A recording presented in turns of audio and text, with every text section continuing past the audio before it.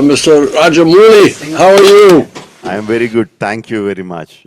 How are Thank you for you? doing this. I'm It's fine. I'm my fine. pleasure. I'm a little tired. We've been bopping all over the world. We went to Los Angeles, Paris, China, and Tokyo, Japan. And now I'm back home in New Zealand for 2 days for our New Zealand premiere. You've been on these. I think, sir, it is the at least for me. I get so tensed up before the release of the film. At least this keeps my mind occupied. The promotionals keeps me occupied. Yeah, exactly. Because otherwise, before the film comes out, I don't know about you, but I'm always very nervous.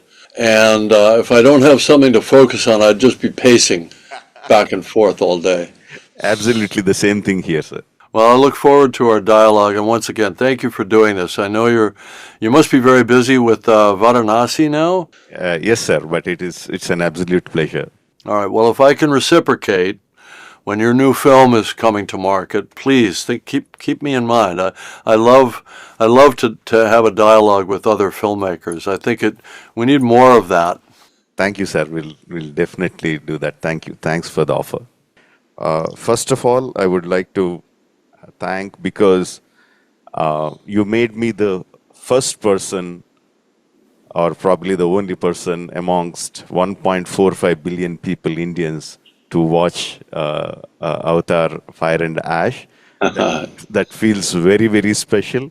Thank you very much for that. It's our pleasure, and thank you once again. Thank you so much for doing this. I think it's important for filmmakers to talk and compare, similarities in their mental creative process and in their technique and so on. I'd love to come to your set. May I come to your set sometime and watch you create your magic? Oh, that would be an absolute pleasure, sir. You're most welcome. And I mean, not just me, not just my unit, my entire film industry will be thrilled. Well, I can't think of anything I'd rather do. So I think you're shooting for a while, right? On the new film on Varanasi? Yes, sir. It's almost a year now, and another 7-8 months to go. Yes, Oh, we are in the middle of the shoot. okay, plenty of time. Well, tell me Yes, when sir. you're doing something fun. I don't know, something with tigers. Yeah, yeah, yeah, definitely, sir. Thank you very much. Okay. Sir, watching Fire and Ash was an absolute pleasure. I, Well, thank I you. mean, hats off to you for creating those complex sequences, those visuals, those characters. I mean, I can Thank you. go on and on. But Thank you. but for me, I mean, I was like a child in the theater watching them, the Wind Good. Traders, Good. Ash people, the new characters. Varang was absolutely stunning. But I Thank thought you. for me, after I come back from the theater, when as it wouldn't leave my mind, your film wouldn't leave my mind. What really got me hooked was Jake's moral dilemma. Hmm. I thought Avatar, the first Avatar had it. It was so strong. Jake's moral dilemma between Yes. the Navi and his own people. I Yes. thought, can he ever beat it in the Right. coming films? Can he ever beat it? But I think in this, it is much more stronger. I mean, if I talk a little bit more about it, probably I'll be a spoiler. I don't want to be that, but We'll dance around the spoilers. I call them teasers. yes, yes. So my question, my actual question is that Avatar has like innumerable subworlds in it. There are so many characters, strong characters, fun characters, complex characters, and I'm sure you have many more characters in your mind than in the film. Correct. So when you have so much of information, so much of playthings around you, which one do you give precedence? The emotional crux or the characters, or can't you separate them? I want to know at the writing table, what drives you forward? I think, look, for me, a really critical part of working with the actors to create these interesting and rounded and quirky and unique characters is the writing process. So on these films, I worked with other screenwriters to shape the story. But then I took it and I ran with it myself, and I wanted to individuate each character. Now, some of the characters were new, and some of them were for actors I'd worked with before, like Sam Worthington and Zoe Saldana, because they were in the first film, and Stephen Lang. And I wanted to hear it in the sound of the dialogue that I knew it would sound like coming from them. So and there's a lot of me in each one of the characters: the stern father, the misunderstood son, even the strong women. I don't know, maybe I was female in a number of past lives or something. For some reason, I can relate to that. But I think, the more likely explanation is that I've always been attracted to strong women. My mother was a very strong figure in our family, as is the case with a lot of people. So the writing gives me something useful to help the actors. I always believe it's the director's job. Yes, you're supposed to be the visionary and the architect and all that, but really in the actual moment of creation, it's really, I feel I'm just there to be helpful. What do you need? What helps you? What prompting or what discussion or what creative dialogue helps the actor in that moment. And every actor, as you know, is different, so you have to key in to their different creative processes. But it gives me a way to be useful to them, having written the characters and thought through all of these conflicts and I think of them as collisions. The characters are colliding with each other. Every scene, there's some tension. Maybe they're attracted, but something's keeping them apart. Maybe they hate each other, like Jake and Quaritch, but maybe there's something that's pulling them together that has to be resolved. And it's those little discoveries when you go along in the writing process. One of my big discoveries, I love that you focus on Jake's moral dilemma, because that was a critical part for me. And to me, there are even dimensions within that. His dilemma is, I'm a warrior, I'm supposed to defend my people, but if I take them to battle on a big scale, as he knows he can do, he's done it in the past, if he gathers the clans together and if he takes the battle to the enemy, he knows they're technologically superior, they have vast numbers, and many of his people will die. And that's the great dilemma of leadership, right? And Jake has to resolve that for himself. But he also has the dilemma of being a father. He now can't be that young, reckless guy that just jumps onto a creature and tames it, and he's got a family, he's got a responsibility. And he knows if he brings them into battle, his own sons, his own children could die. But yet, and it kills him, it tortures him to not fight.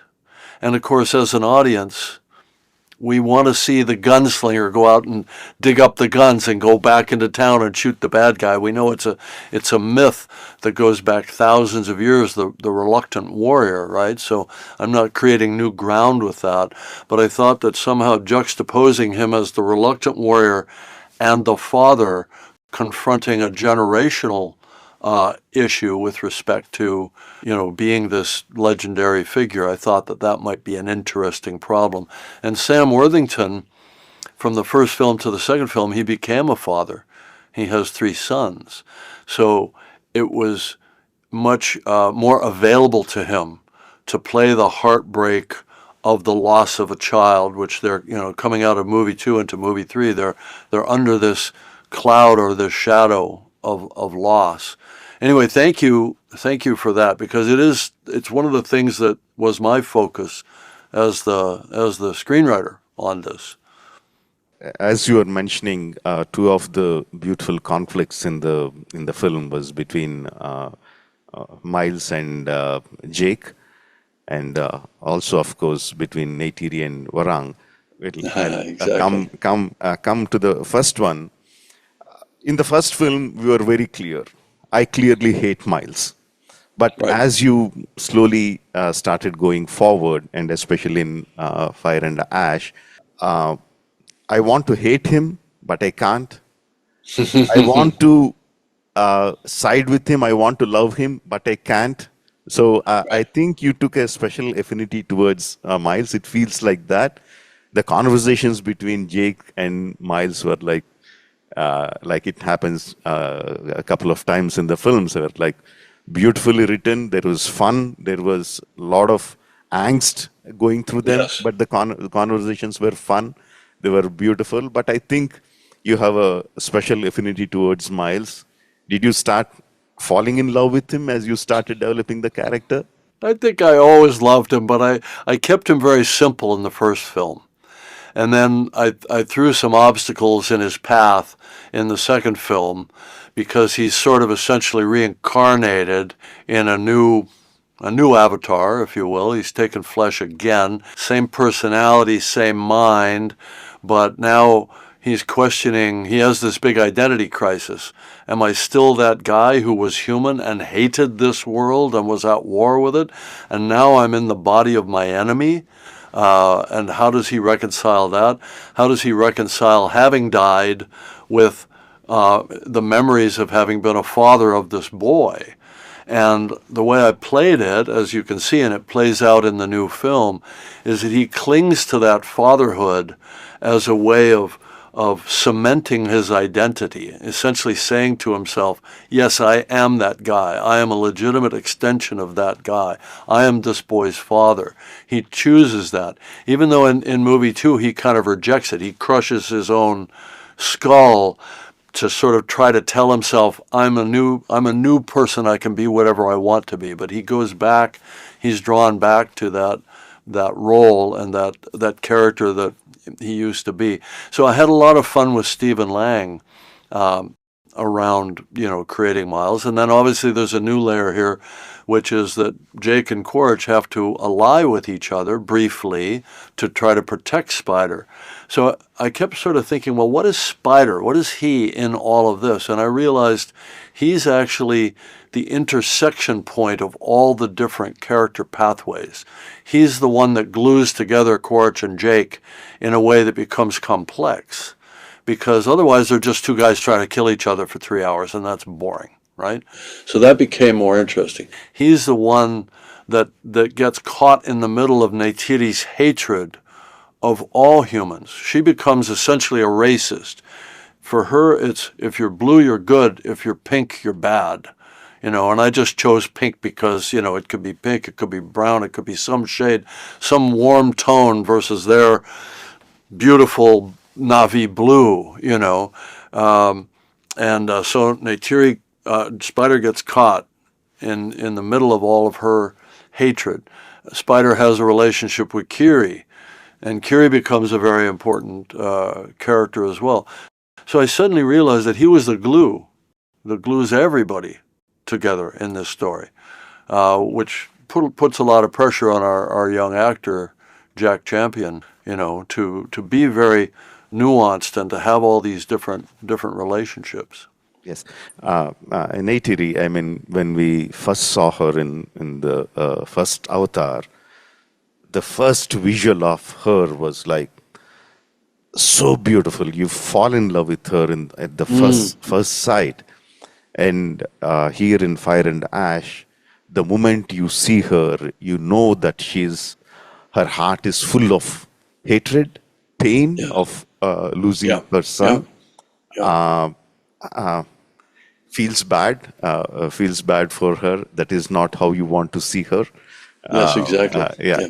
And within few minutes, within 15, 20 minutes, we get to see Varang, and you immediately know these two women are going to come together. And from that moment, I am just waiting for the face-off, waiting for the face-off. How are these women going to come together? But the end that you gave, again, I can't give the spoiler, was like, wow, that really hit me hard. Thank you. Well, let me share an interesting story with you. So, I don't think I'm the best screenwriter in the world, and sometimes it takes me going through the telling of the story with my cast over a period of time to find things that other people would consider obvious in retrospect. So it seems pretty obvious that Neytiri and Varang should meet in battle in the first attack of the Ash people. It wasn't in the script. But one day I was sitting there and I said, Veron really needs an interesting creature that's different from everyone else. And that wasn't in the script either. So the designers ran off and they came up with this amazing kind of four-winged animal. And then I said, hey, wouldn't it be great if Neytiri and Varang fought in the middle? And everybody was like, oh, it's not in the budget, it's not in the script. I'm like, no, but it's going to be great, guys. Neytiri could just fly at her and they can fight like two eagles, And of course it's one of the best action moments in the film. But, to me, what's wonderful about the process is because performance capture is relatively inexpensive compared to live action, most of our cost is in all the finish work, trying to get the CG up to a level of some degree of photoreality. So the performance capture is relatively inexpensive. We just go on for months, finding our way through the story. And so we just made that up and we just captured it, and we had a lot of fun with that. So anyway, for me it's a constant process of discovery. I almost feel by the time I get in, and I don't know if you feel this as well, by the time I'm in post production or very late in the process, I feel like the film is just telling me what it is. That I may have gone in with strong ideas, but as I get through it, it's like, all right, now the film is telling me what it must be, and I just need to accept it and go with it and try to reinforce that. I almost feel like the way an actor must feel working with a director, which is, okay, you come in with a lot of ideas, a lot of energy, a lot of passion, but at a certain point, you're going to get guided and shaped toward an end goal. I feel like that's happening to me. It's almost like the actor's energy is now coming back to me and telling me what the film is supposed to be. And I think we all grew up with the kind of the Hitchcock myth, right? That everything is perfectly architected, everything is perfectly storyboarded. And man, I would hate to live in that world for years on end. All the work's done up front. That's boring. Yes, absolutely, sir. As we start capturing the sequences, as we start putting them together in the editing table towards the post-production, the initial ideas, many times where we started, seems they are not working. A new shape is coming through, and Yes. it is very difficult for me to either bring the original idea to the form or just give into the new idea. It's a constant struggle for me. I can't make the Right? choices so easily. Yeah. Well, this is where your filter, your very refined filter of sensibility that you've curated within yourself and with your team around you, that's where that comes into play, right? Does this fit or does it not fit? Does it push us further in the direction we're trying to go or not? And I would say that's instinct. As you were talking about VFX, I want to ask this question. Don't get me wrong. I have utmost respect towards the artists. I think they should be paid their worth, their time, their artistry. No doubt about it. But the VFX cost has been like shooting through the roof. I mean, what Yes. costed X dollars just a couple of years back, the same shot, the same complexity is suddenly going through like 4x, 5x. Uh, Yes. I mean, you have a big budget, probably you can absorb the cost, but for filmmakers No, like that, I it is mean, like, we do have a big budget, but it's going up. It's becoming unsustainable. and also on the other side, we are seeing the big studios, Rhythm and Hughes and MPC, the big studios are folding because they are not able to take the financial strain. So, how do you propose? How do you think or suggest that? Is there a solution to this problem? How do we go forward with this? I think you're talking about the big existential risk of the current marketplace. You and I make films for theaters. Theater revenues have come down significantly globally due to initially COVID, but that really was just the opening of the door for streaming to start to reprogram people and habituate them to the convenience of taking in all their media in the home. And so we see about a 30 to 35% drop globally in revenues. At the same time, as you say, VFX, all production costs are going up, but VFX are going up on almost a log curve. And a lot of the big vendors are going out of business. They're not able to have a positive margin. So I see this as a huge risk to the kind of fantastic, whether it's science fiction or fantasy or epic or historical films. I'm even thinking like a Titanic. These are the kind of films that it won't be possible for studios to greenlight anymore. And that really worries me. And I don't think there are easy answers. I think we just have to continue to fight to defend that amazing experience in the cinema, because I think the cinema experience is sacred. Streaming's fine. And to the extent that it can provide budgets for writers and actors and all that sort of thing and keep the work going, that's great. We need that. As long as the audience remembers that there's something that happens in a theater that isn't like in the home. And people always talk about the communal experience. I think that's part of it. But I think it's a question of the balance of control. When you're in the home, you have you can pause it. You can stop. You've got a remote, or if you're consuming it on a smaller device, you can pause it. So you don't have that unbroken chain of experience coming in through your senses, right? And I think it's that thing of, if you want to have that sense of transport, that sense of wonder, going to another place, inhabiting other people, because that's really what we do in the theater. We inhabit other people through these wonderful actors, through these performances, because our minds are programmed with, some kind of mirror neuron neurobiology that says, I'm going to feel what you feel. If I see you emoting, I'm going to feel what you feel. So the depth of that feeling, I believe, is much greater in a cinema than it is in the home. And we have to defend that. I mean, we could get into the details of the business, and maybe generative AI may play a role in bringing costs down and so on. But the important thing, I think, is for us as a civilization is to keep that flame of cinema, of this incredible art form, keep it alive. Yeah, I see a common connection in Pandora. Once we enter into the cinema, I think all of us get interconnected. All the audience get interconnected with each other.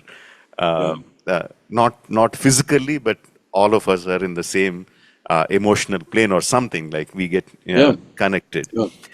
Coming to that point, I don't know whether if you remember, Avatar had the single most biggest collection from my city, Hyderabad, IMAX, Prasad's IMAX. The Avatar ran for 1 year. Wow, that's great. At the IMAX, at the IMAX in Hyderabad. Yes, Wow, IMAX fantastic. in Hyderabad. It's no longer IMAX. That's a different issue, but at that time it was. So you were talking about the cinematic experience. I'm coming to that problem. So the big ticket films like Avatar or all the big entertainers are still finding the footfalls for the audience into the theaters. Yes. In the big screens, but the big screens form a very small percentage of the overall theaters. And yourself mentioned the footfalls are coming down. So what do you think that should be done to increase the audience interest in coming to the theaters and watch the films? Is it the sole responsibility of the content makers to create such a content, or is there something that can be done in the exhibition sector itself? Can be something radically be done with the theaters that the audience find it interesting to come to the theater to watch the films? I think, and I'm going to propose a small partial solution. I think in terms of the quote unquote content creators, you and I mean, we pour our heart and soul into these massive films and we employ thousands of people. I don't know what we could do more than what we already do, frankly. I think we should look at maybe reducing the barrier to entry to young people coming in as filmmakers with VFX. Maybe generative AI can help with that, maybe some other solutions. Democratize the tools and let more people be doing the type of fantastic filmmaking that you and I do. I think that's part of it. But the partial solution that I would offer is in the home or on any device anywhere, streaming is a 2D medium, whereas theaters can be a stereoscopic 3D medium. And everybody sort of feels like, well, that had its day and then it faded down, and there are a few exceptions that come along from time to time. But it really wasn't done properly when it was at its apex.